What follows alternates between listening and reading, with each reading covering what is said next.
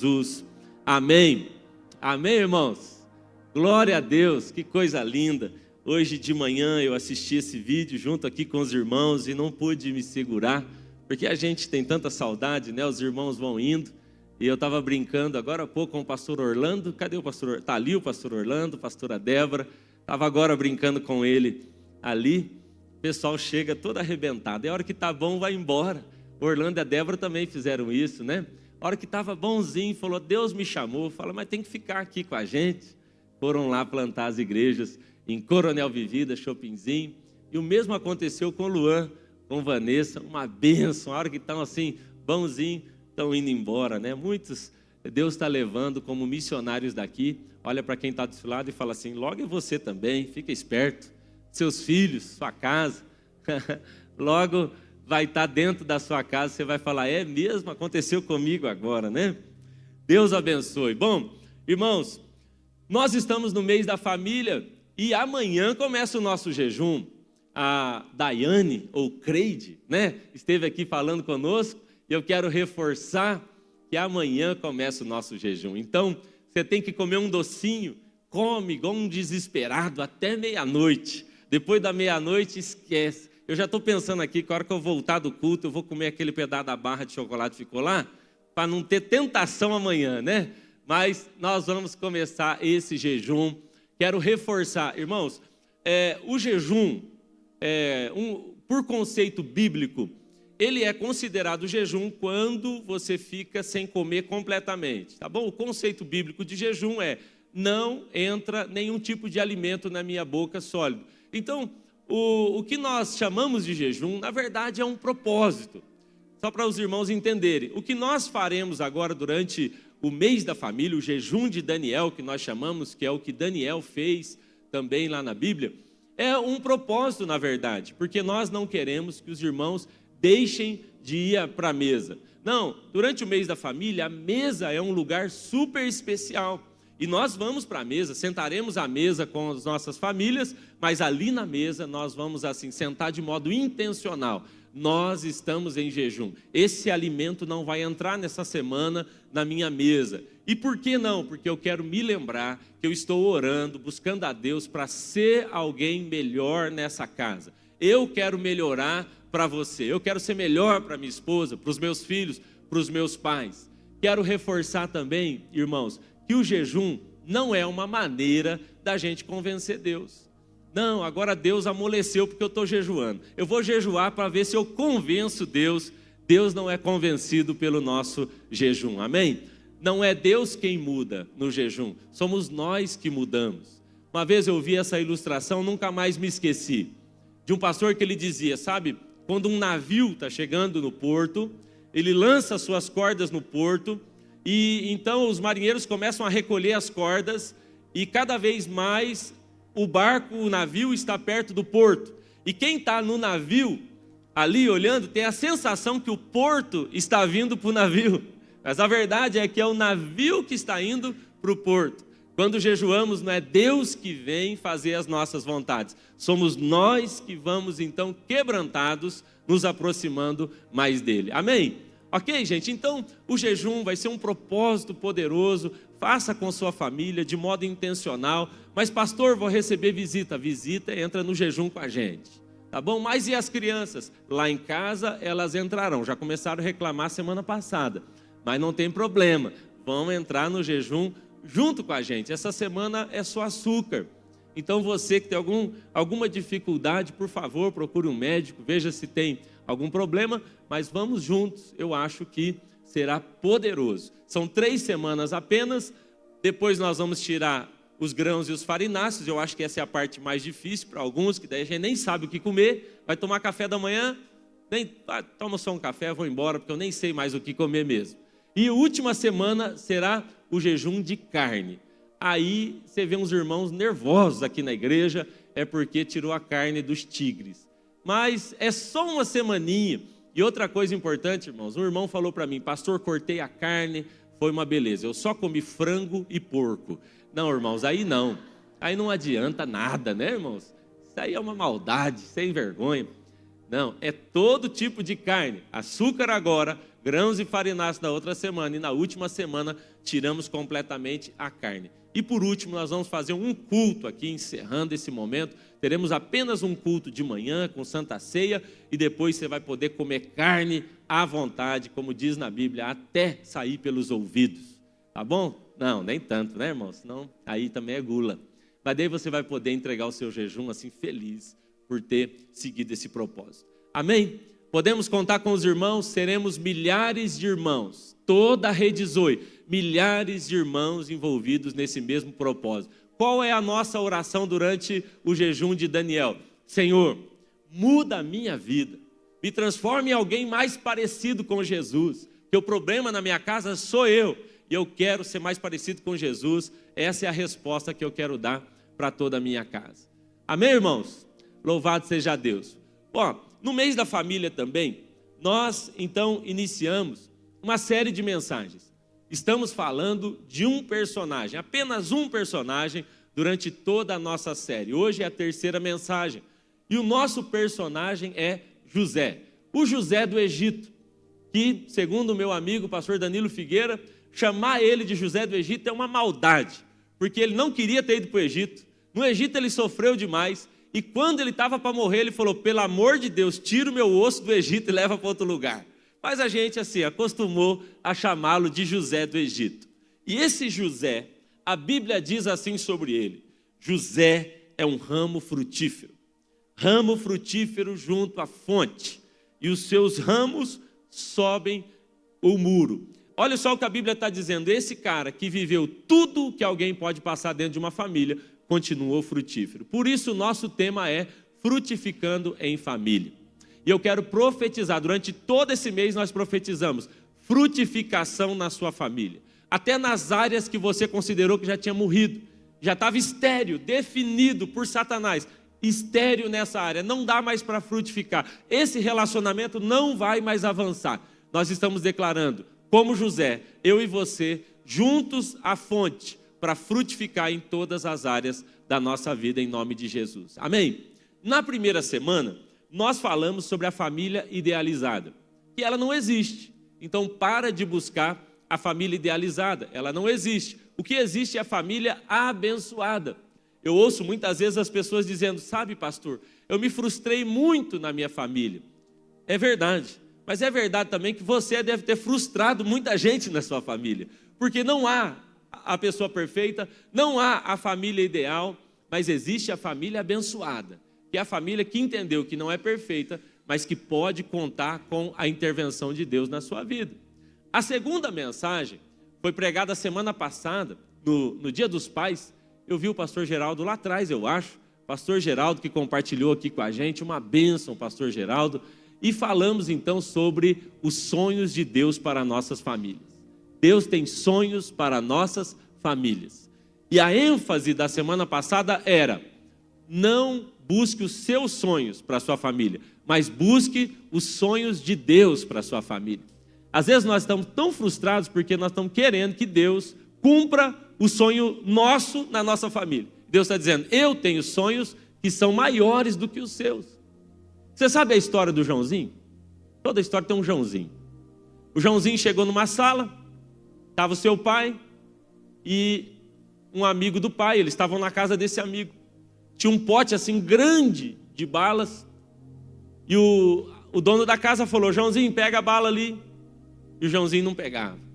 Joãozinho, pode pegar, e o Joãozinho não ia. Aí o pai falou, ô João, pega, e ele não pegava. Até que o pai ficou bravo, foi lá, pegou a bala, pôs na mão do Joãozinho, Joãozinho segurou com as duas mãos, pegou aquele monte de bala, foi embora. No carro, indo embora para casa, o pai fala, por que você não pegou a bala? Você demorou para pegar? E o Joãozinho falou, é que a mão do meu pai é maior do que a minha. Se ele fosse pegar, ele ia pegar pouco. Mas porque ele esperou vir da mão do pai, veio o maior. Então fale para quem está do seu lado, a mão do seu pai é maior do que a sua. Então para de viver sofrendo porque os seus sonhos não se realizam e passa a buscar o sonho de Deus. A mão de Deus é maior do que a nossa, amém, irmãos? E os sonhos deles são maiores do que os nossos.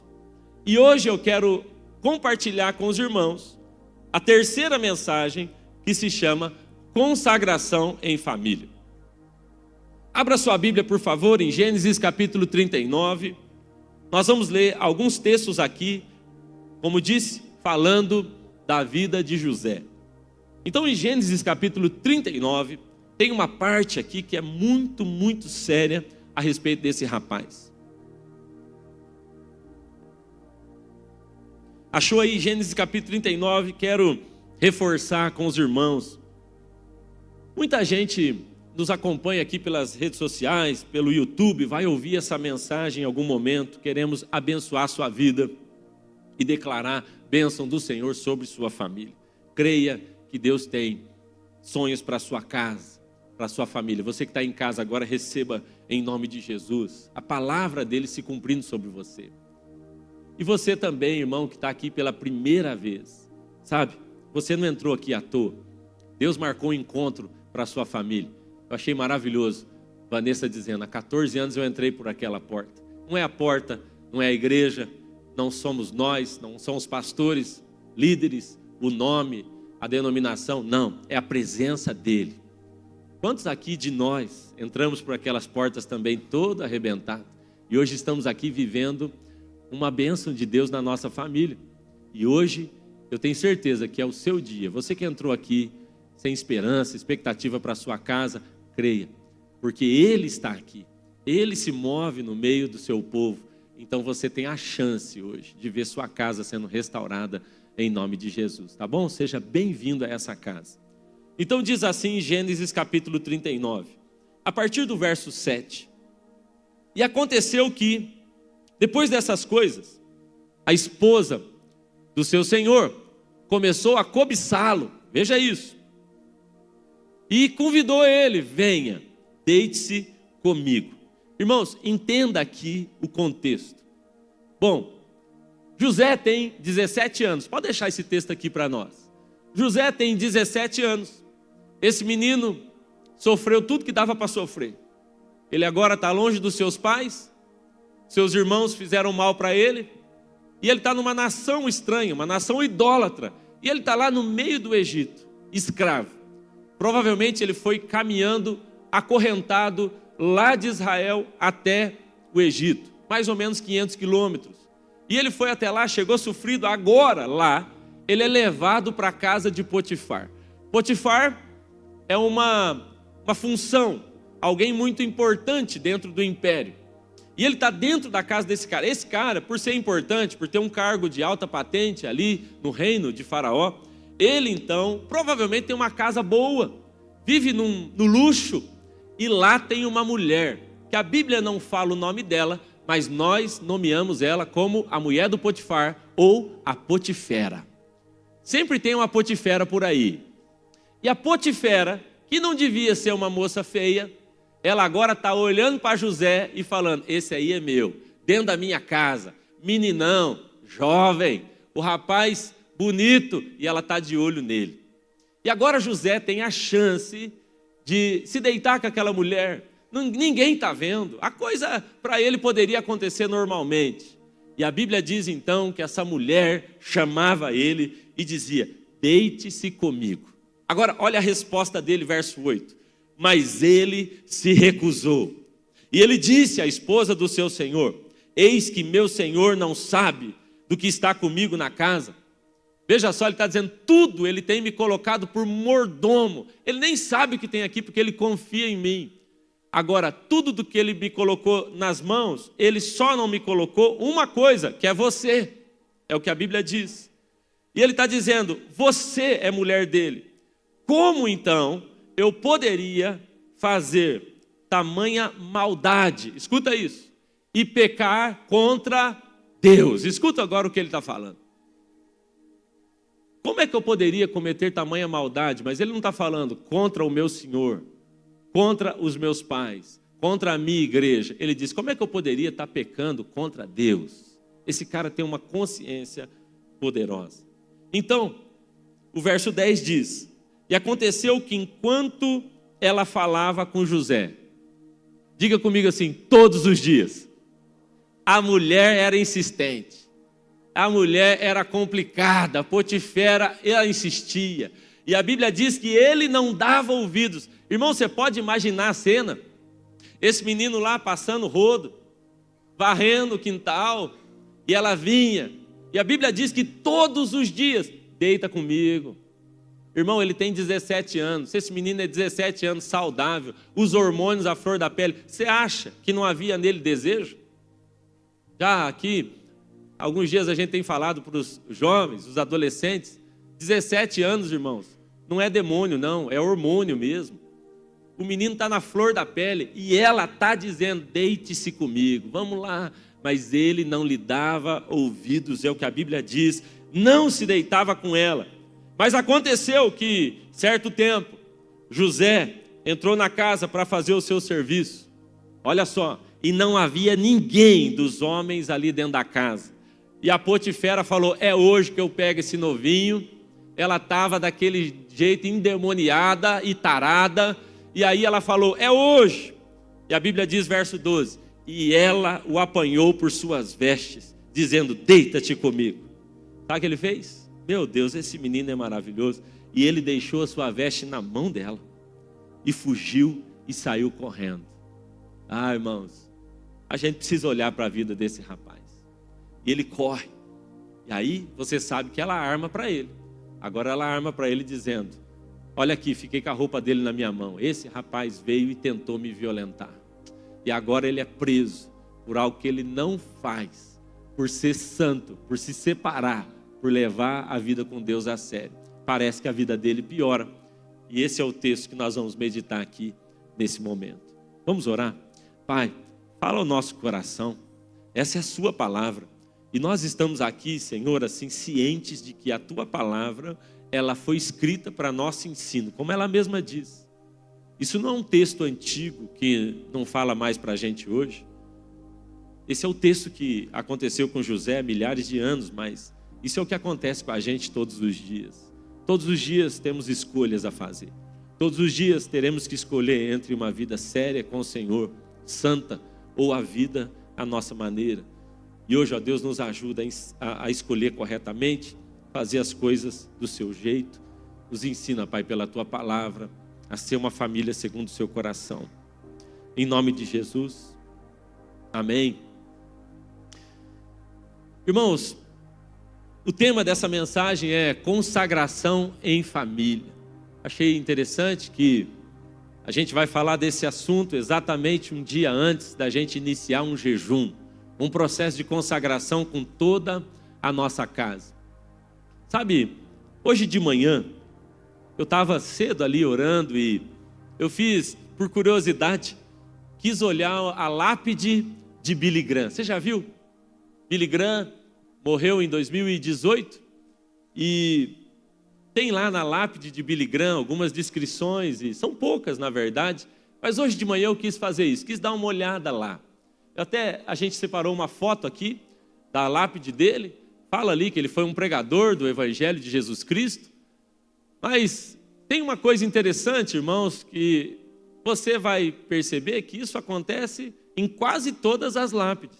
Cadê o seu José? Seu José está em algum lugar por aí. E ele sabe bem de lápide, né, seu José? Cadê o senhor? Está ali em algum lugar? Ou está aí? Ou ele está cuidando de alguma lápide nesse momento mesmo, né? Mas o seu José, ele sabe bem como é que é. A maioria delas tem essa descrição aqui. A data do nascimento está ali, ó, 1918. E aí tem um risquinho e tem 2018. Billy Graham não chegou a completar 100 anos, morreu um pouquinho antes de completar. Ele morreu em fevereiro, ele completaria em novembro 100 anos. Morreu aos 99 anos. Sabe o que me chamou a atenção? Você vai ver naquela lápide de 1918, um risquinho 2018. Me chamou a atenção que esse risquinho, um risquinho de nada, aquele pequeno risco ali é a vida de Billy Graham. Naquilo ali, você tem a data que ele nasce, a data que ele morre, e entre essas duas coisas tem o que nós chamamos de vida. Tem o que nós chamamos de história de alguém, o legado de alguém. Naquele risquinho pequenininho ali estão as escolhas que esse homem fez. Você sabe que esse homem foi um dos maiores pregadores. Talvez ninguém tenha levado tantas pessoas a Cristo na nossa geração quanto Billy Graham. Mas sabe, irmãos, Billy Graham precisou escolher. Esse cara precisou decidir, de dia em dia, ter uma vida santa, uma vida séria diante do Senhor. O que nós chamamos de vida, o intervalo entre onde a gente nasce e o dia que a gente morre, é o que define o lugar onde moraremos eternamente, mas é também o que define a maneira como seremos lembrados. E hoje a gente está aqui falando de um cara que já morreu, Billy Graham, dizendo, naquele risquinho ali, teve um espaço para esse cara impactar a minha vida. Para a gente estar lembrando dele, porque esse cara fez escolhas poderosas na sua vida. Não vai ter tempo para escolher se eu quero ir para o céu ou para o inferno depois que eu morrer. Mas agora há tempo de fazer essa escolha. Mas especialmente nessa noite eu quero falar com você sobre as escolhas que nós fazemos agora, que impactam a nossa família. A pergunta é, como você será lembrado por sua família depois que você morrer? O que é que elas falarão de você? Que marcas você deixou? Quais foram as escolhas que você e eu fizemos durante a vida, em prol, inclusive, da nossa família? Isso é o que chamamos de vida. Esse cara vive 99 anos. Sabe que José do Egito viveu 110 anos. 110 anos. A Bíblia fala do dia em que esse cara nasce, que o seu pai diz, Deus me fez multiplicar, é um filho durante a minha velhice, e depois com 110 anos, a Bíblia fala quando ele morre, e ele agora está sendo embalsamado, mas nesse intervalo, José fez escolhas poderosas, uma escolha por ser um homem santo de Deus, que salvou a sua família. Foi nesse intervalinho aqui de 110 anos que José toma a decisão de não pecar, não se deitar com aquela mulher, não se corromper. E ao fazer isso, ele impacta profundamente a sua geração. O fato da sua geração continuar viva dependeu de uma escolha daquele cara. Eu não vou pecar. Eu não vou me dobrar, ainda que eu queira muito. Ainda que o contexto seja favorável. Ainda que tudo possa justificar uma escolha minha de tocar o pecado, eu não vou fazer isso. E a escolha desse cara muda a história da sua família. Sabe, irmãos, há uma palavra que é uma das palavras-chave para nós nessa geração, que é a palavra coerência. José foi coerente. Suas escolhas foram coerentes com o que ele vivia, com o que ele pregava, com o que ele cria. José não se converteu no Egito, José era crente lá na casa do seu pai. E ele só continuou crente agora no Egito porque ele já era crente. E esse cara agora tem coerência. Aquilo que ele prega é aquilo que ele vive. Aquilo que ele crê é aquilo que ele vive. E deixa eu te dizer algo, irmãos. A janela por onde Satanás tem entrado na nossa vida e família chama-se incoerência. O tamanho dessa janela é o tamanho da nossa incoerência. Eu ando preocupado. Falei aqui com os irmãos na macrocélula. O censo desse ano, o último censo agora que recebemos, é assustador. Puxa, às vezes a gente fica até feliz. Sabe que no Brasil 83% das pessoas dizem, eu sou um cristão? É muita gente. 83% das pessoas estão dizendo, eu me pareço com Jesus. Puxa, será? O pesquisador do IBGE foi lá na casa daquele cara que está casado pela 5ª vez. E ele diz, eu sou cristão. O pesquisador foi lá na casa daquela pessoa que é violento com a esposa em casa. Que maltrata, bate nos filhos de um jeito violento, na esposa. E aí, que religião é a sua? E ele falou, cristão. Ele foi lá na casa daquele pastor que vive uma vida dupla, ele falou, sou cristão. Sabe, 83% de cristão no Brasil dava assim, para a gente não ter problema nenhum. Nosso problema não é o STF. Nosso problema são os cristãos, que não são cristãos de verdade. E essa incoerência, ela vai abrindo espaço para Satanás fazer o que ele quer. E aí nós temos um número de evangélicos, e a gente fica super feliz, porque 1 em cada 4 no Brasil dizem, eu não sou só cristão não, eu sou cristão evangélico. 1 em cada 4 está dizendo, eu sou evangélico. Irmãos, preste atenção nisso. Tem alguma coisa errada com aquilo que a gente chama de evangelho, com aquilo que a gente chama de cristianismo. E sabe o que começou a acontecer no Brasil agora? Começou a aumentar o número de pessoas que não querem mais religião alguma. 1 em cada 10 pessoas dizem, eu nem tenho mais religião. Eu já fui cristão, eu já fui evangélico, agora eu não quero mais nada. E esse número está aumentando e o crescimento evangélico desacelerou. Nós que seríamos maioria em pouco tempo não seremos mais. Esse número desacelerou e eu considero essa palavra a pior palavra para nós. É a incoerência entre aquilo que a gente prega e aquilo que a gente vive. É a incoerência entre o Cristo que nós dizemos seguir e a maneira como nós vivemos. E qual é o problema? O problema é que isso está chegando na nossa casa. E aí, irmãos, não dá para viver uma família abençoada, uma família segundo o coração de Deus, se eu prego uma coisa e na minha casa eu sou completamente diferente. Se eu consigo ser alguém santinho na igreja, mas na minha casa eu não consigo falar de maneira dócil com a minha família, tem alguma coisa errada com esse evangelho. Sabe que eu estou com um problema, irmãos, agora. Sabe qual que é o meu problema? É que o Lucas, ele senta aqui na frente, aqui, ó. Ali, ele está ali. E o problema, irmãos, é que ele fica avaliando o que eu estou pregando. Eu estou com um problema enorme. E ele quer saber, ele olha, ele observa se o que eu estou falando aqui, de fato, na minha casa é verdadeiro. Era mais fácil quando ele não estava. Mas agora ele está. Foi dia dos pais. O que você quer de presente, papai? E eu calculei, vou ter que pagar eu mesmo, então eu quero só uma carta, eu falei. Dá uma carta. Estou brincando. Mas eles foram fazer uma carta, e aí o Lucas me perguntou assim, você quer uma carta de presente? Eu falei, quero. Ele falou, pode ser de reclamação? Eu falei, meu Deus, no dia dos pais.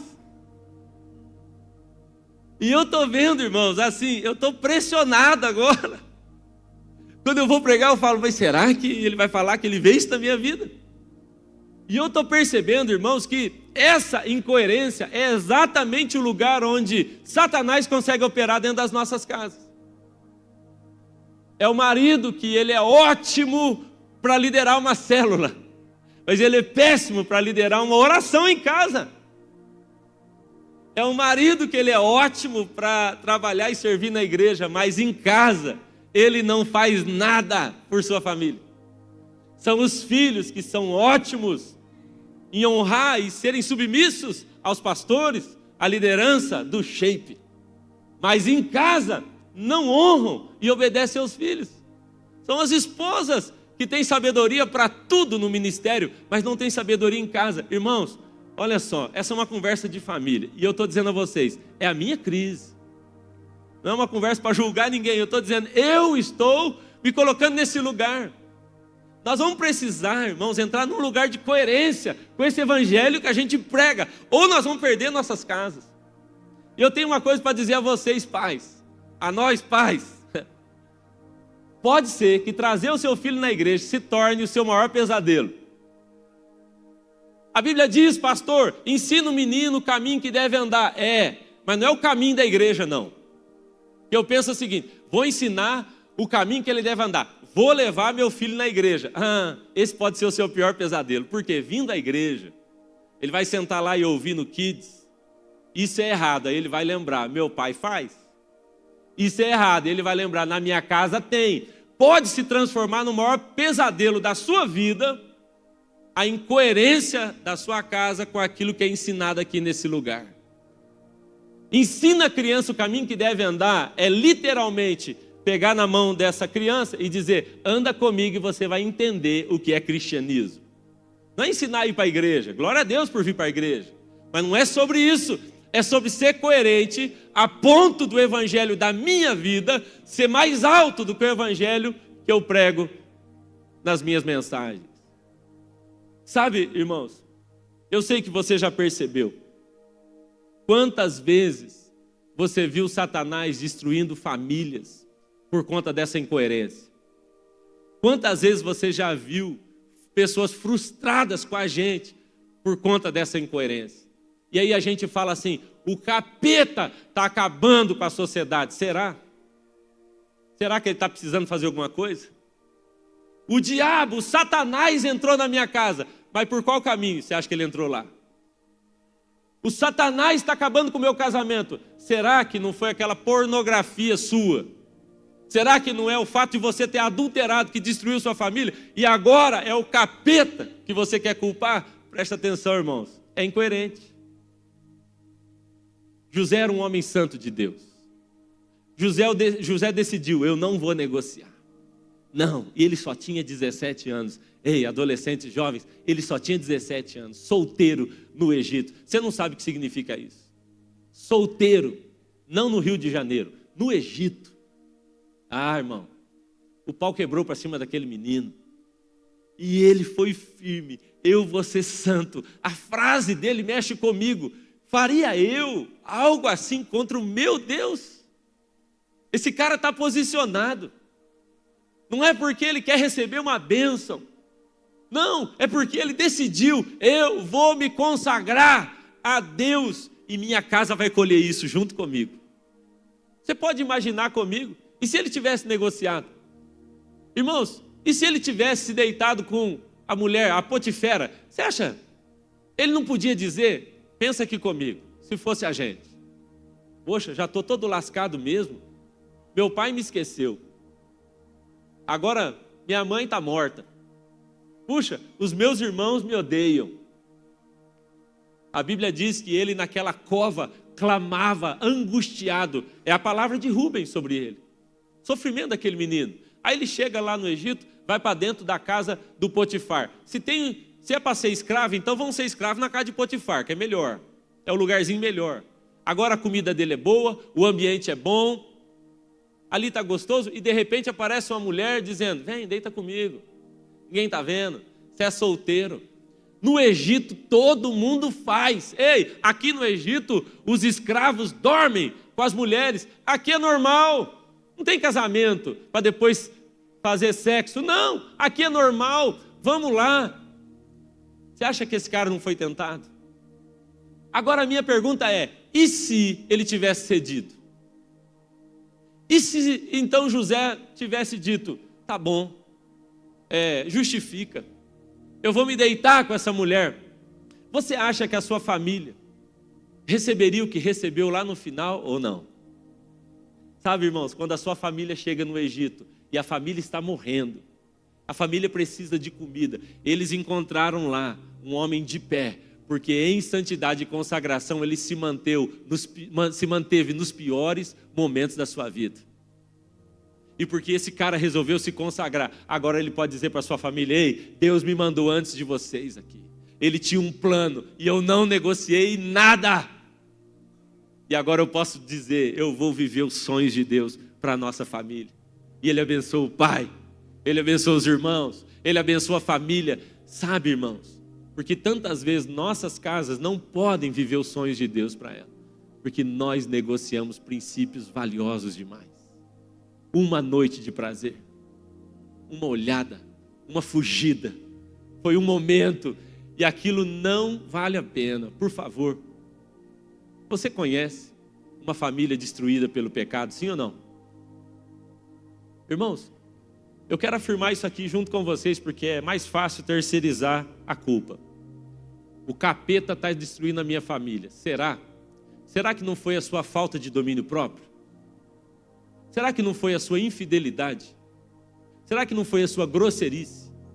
Será que não foi a sua falta de flexibilidade, a sua intolerância? Será que o que está destruindo de fato não foi mesmo posturas nossas, pecados nossos, negociações que nós fizemos?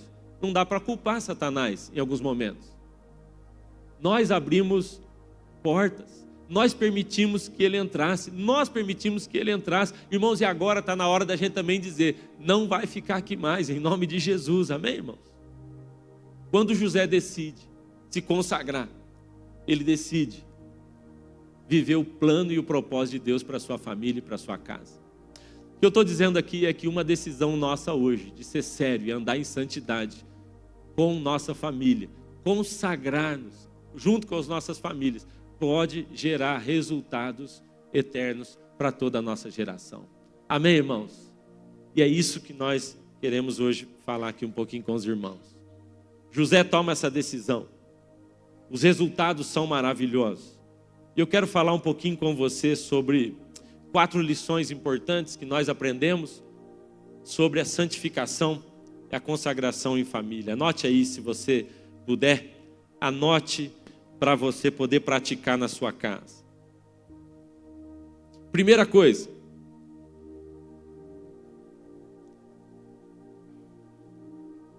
você quer viver a consagração em família? Sabe que a primeira coisa que a gente vai ter que aprender, calcule o preço a partir do valor. Primeira regra, primeira lição é, calcule o preço a partir do valor. Muito provavelmente você tem coisas na sua casa que custaram caro. Caro para você, pode não ser caro para outro, mas foi caro para você. Quanto custou a sua TV? Quanto custou o seu sofá? Quanto custou sua casa? Ou quanto custou o seu carro? Todos nós, em algum momento, entramos nesse lugar de negociação. E a conta que a gente faz é, isso custa caro. Quanto custa relacionado ao valor disso? Essa é a conta que a gente sempre faz. Será que vale a pena eu pagar esse preço por isso? E a resposta sempre é, depende do valor. Se vale, eu pago. Se não vale, eu não pago. Não é assim? Coisas valiosas para nós, elas valem o preço. Coisas sem valor, não valem o preço. E a minha pergunta é, quanto vale a sua família? Quanto vale seu casamento? Quanto vale sua relação com seus pais? Quanto vale seus filhos? Quanto vale? Por quê? Se você definir um valor para isso, então o preço não será alto demais. Sabe para quem custa caro santificar? Para quem não entendeu o valor da família. Então, como eu desprezo a família, eu não dou valor ao casamento, eu não dou valor à minha esposa, não dou valor ao meu esposo, então nessa hora qualquer preço fica alto demais. O preço que José pagou foi alto, mas José sabia, o valor é alto também. Eu sei do que eu estou falando. José estava falando de um sonho, de coisas que Deus plantou no seu coração. Então, não importa o preço, importa o valor. Eu acho que vale, então eu vou pagar o preço. Você entende isso? Sabe quando Jesus decidiu pagar o preço por mim e por você? Ele olhou para nós e achou que valia. Ele olhou para nós e falou, vale. Quanto custa? Cruz, eu pago. E a Bíblia diz que ele pagou o preço pelos nossos pecados e cravou a cédula que era contra nós, e ele paga o preço porque ele achou que eu e você valíamos a pena. Ele olhou para o valor e achou que o preço não era alto demais. O que vale, nós vamos pagar. Você entende isso? Se tem valor, eu não ligo de pagar o preço. Você se lembra quando Jacó se apaixonou por Raquel? Lembra dessa história? Jacó é o pai de José. E esse cara se apaixona por Raquel, e a Bíblia diz que ele vai conversar com Labão, o vô de José, e ele fala, ei, quanto é que custa? Eu quero sua filha, eu estou apaixonado. E ele fala, você acha ela valiosa? Acha ela valiosa. Então se vale, você paga. Eu quero que você trabalhe para mim 7 anos. Ele falou, trabalharei, sem problema algum. Vou trabalhar. E ele trabalha 7. No final de 7, o sogro entrega a irmã. Não dá a Raquel. Ele fala, não é esse o combinado. Ele fala, então vai trabalhar mais 7. Ele fala, eu trabalho, vale. Vale, eu me apaixonei por essa mulher. É a mulher de Deus para mim, é o meu casamento. Vale. E a Bíblia diz que ele trabalhou 14 anos por Raquel. E os anos passaram como dias pelo muito que a amava. Olha o que a Bíblia está dizendo. O valor que ele deu foi tão alto a essa mulher que o preço para ele foi irrisório. Eu pago, vale, ela vale. E ele trabalhou. Sabe, irmãos, se você entende o valor da sua família, não vai ser alto o preço de ser uma pessoa santa dentro da sua casa. Sabe, eu ouço de muitas pessoas isso, pastor, não, mas isso aí não tem nada a ver. E elas vão relativizando coisas dentro de casa como se isso fosse normal. A minha pergunta é, quanto você ama a sua família? Quanto você ama a sua família? Ah, mas sabe o que aconteceu, pastor? Olha, ninguém é de ferro, né? A mulher me tentou, então eu fui e adulterei, aconteceu. E aí, irmãos, nós estamos vendo assim, uma porção de gente tentando justificar que não aguentou pagar o preço. Mas a questão é, você nunca deu o valor que ela tinha verdadeiramente, porque se desse, pagaria o preço. José entendeu o valor. José disse, eu pago o preço. Ô José, mas vai ser alto o preço, porque se você não deitar com essa mulher, você vai para uma cadeia, eu pago o preço. Vale. Eu sei o que eu sonhei. Eu sei como eu vi a minha casa. Eu sei o que eu sonhei em Deus. Vale a pena, eu vou pagar esse preço. E ele paga. Custa alto, mas ele sabia que valia. Seu familiar está aí pertinho de você, dá uma olhada para ele e fala assim, você vale o preço. Hã? É a hora, hein, irmão? Você é casado aí? Ei, Sueli, você vale o preço. Você vale o preço.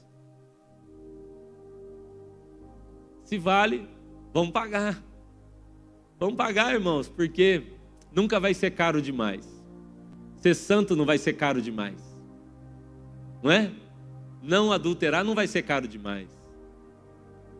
Ferir princípios dentro da minha casa não vai ser caro demais. Se vale, eu pago. A segunda coisa, a segunda lição que eu aprendo, é que eu preciso buscar uma visão de longo prazo. Uma visão de longo prazo. Deixa eu te explicar algo aqui, irmãos. José sabia que o pecado seria prazeroso por um instante e horrível por uma eternidade. E ele sabia que ser santo, separado naquele momento, ia custar um alto preço, mas que a longo prazo geraria para ele resultados extraordinários. Nós só nos separaremos para santificar e consagrar junto com a nossa família se a gente tiver uma visão correta a longo prazo.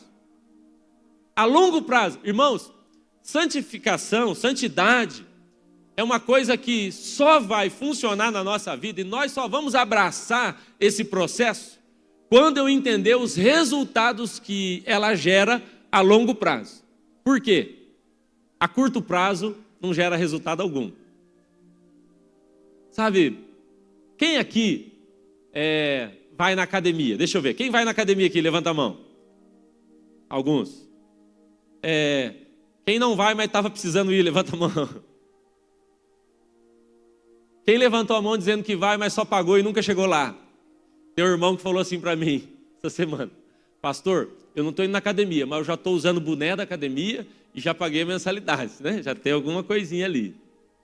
Bom, sabe qual que é o problema da academia? Irmãos, eu estou indo na academia, mas eu estou indo assim na força do ódio mesmo.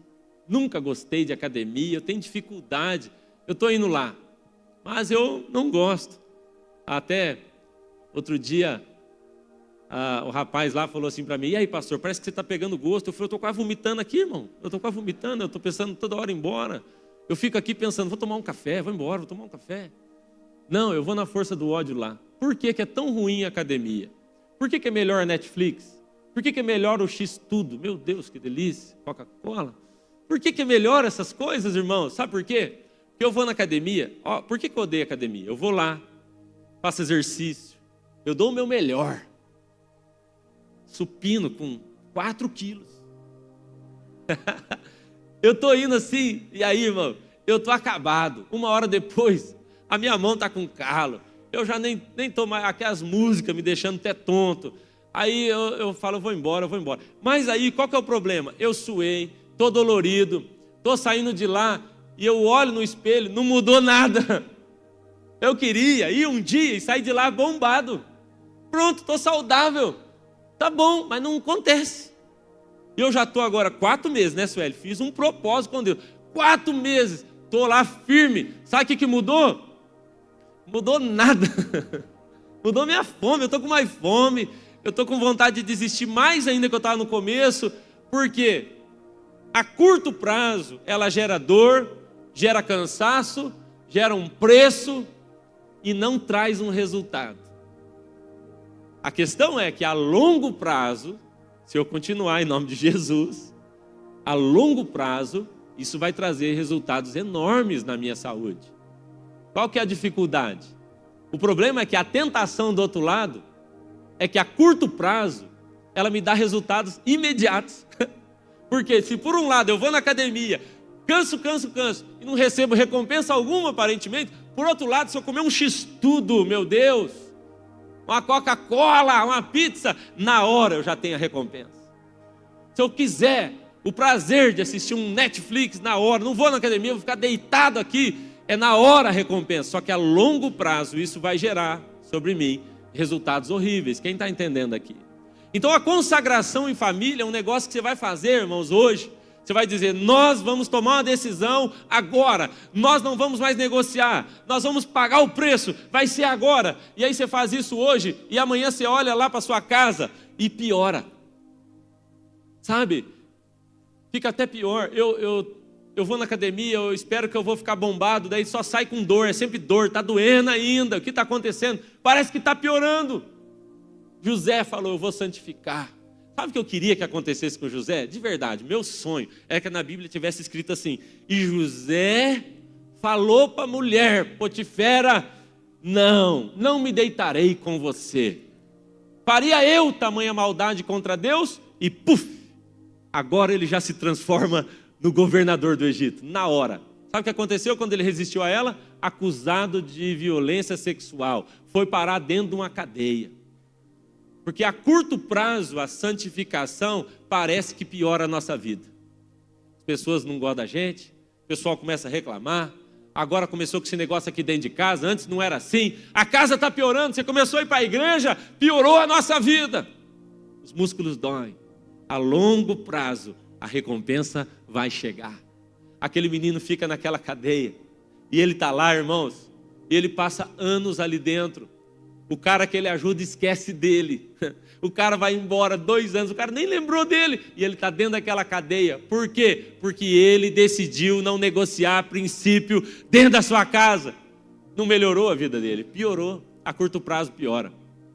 A longo prazo, a sua vida vai ficar diferente. Quem está entendendo, diga amém. Então, o que é que eu preciso aprender para experimentar a consagração na minha família? É que o resultado ele vem a longo prazo. Experimente imaginar você com seu marido, com sua esposa, velhinhos, olhando um para o outro, depois de ter se separado em santidade, lá no finalzinho da vida, olhando um para o outro. Experimente imaginar a longo prazo. Ei, Sueli, estamos juntos aí, 70 anos juntos, hein? Eu não olhei para outra mulher, eu me separei para você.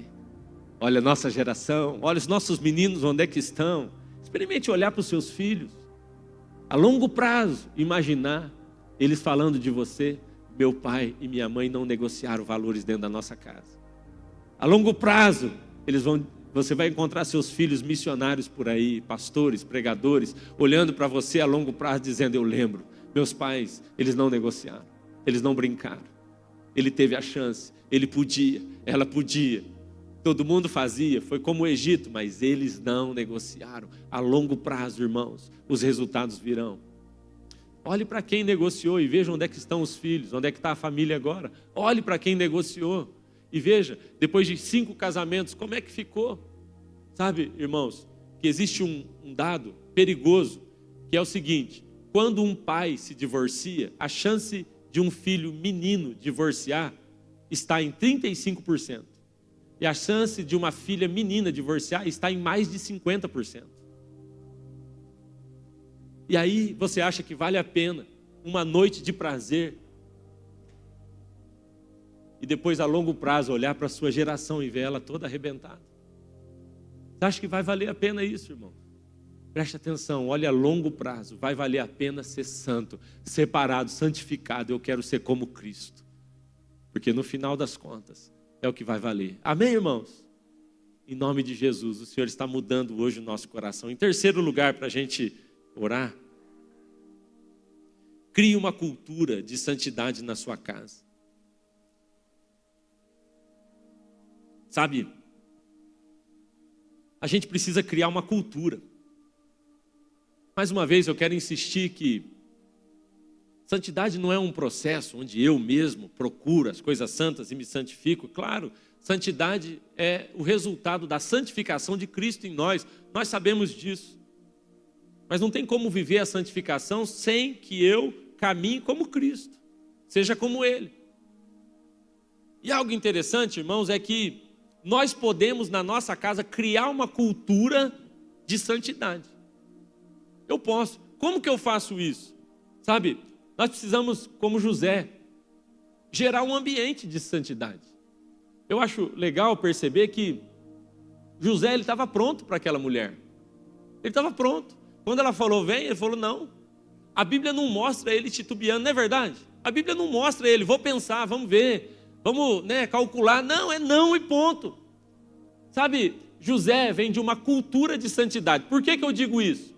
Porque você lembra quando ele morava com os seus pais ainda, você lembra que a Bíblia diz, e José ia até o seu pai para falar a ele sobre o mau comportamento dos seus irmãos.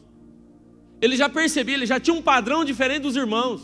Ele já olhava e dizia, isso não é legal, isso não é certo. E ele ia falar para o pai, é o tal do dedo duro, o X9. A gente não gosta disso, mas ele fazia isso porque ele já tinha um padrão diferente. Quando ele chega no Egito, ele só aplica o padrão da cultura que ele recebeu dentro da sua casa. Você sabia, irmãos, que mais da metade dos jovens evangélicos se desviam na faculdade? Eles estão crentes dentro de casa, estão crentes na igreja, mas vão para a faculdade e desviam. Não é um evangelho genuíno, enraizado no coração.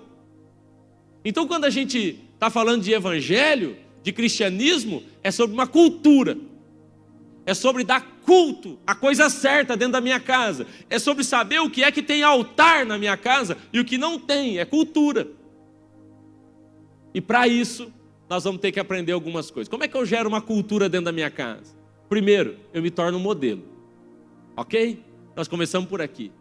Primeiro o padrão e o modelo sou eu. Eu quero ser um padrão. Eu quero que meus filhos olhem para mim. Eu quero que a minha esposa veja em mim um pastor, um líder, um homem de Deus. Eu quero que meus pais, eles se sintam honrados pela minha maneira de viver. Em primeiro lugar, irmãos, para criar um padrão, nós vamos precisar ser um modelo. Segundo lugar, para criar uma cultura, nós precisamos gerar um ambiente de nojo pelo pecado. Ei, para de relativizar pecado na sua vida. Para de relativizar pecado dentro da sua casa. Não, isso aí não é tão pecado assim. Olha, se nós quisermos criar uma cultura de santidade na nossa casa, nós vamos ter que estabelecer limites. Tem um limite, daqui não passa, acabou. Não na minha casa. Esse é um valor inegociável aqui dentro. Isso é cultura. Irmãos, os seus filhos, sua casa vai reproduzir a cultura que nós estabelecemos em Deus lá dentro. É o louvor que toca o tempo inteiro, é a palavra de Deus que não é só lida, mas é vivida, mas tem limites também. Olha, deixa eu te falar sobre a minha vida. A minha adolescência foi um pouco atribulada. Eu tive uma fase ali que eu fiquei longe dos caminhos do Senhor e foi pesado, foi horrível. E eu agradeço a Deus porque os meus pais se posicionaram. Porque eu nem vivo era para estar mais. Eu já tenho essa certeza. Deus falou comigo um dia, por conta de, ter quebrado alguns limites. Mas os meus pais disseram, aqui em casa vai haver esse padrão. Aqui em casa, não. E eu odiava eles por isso.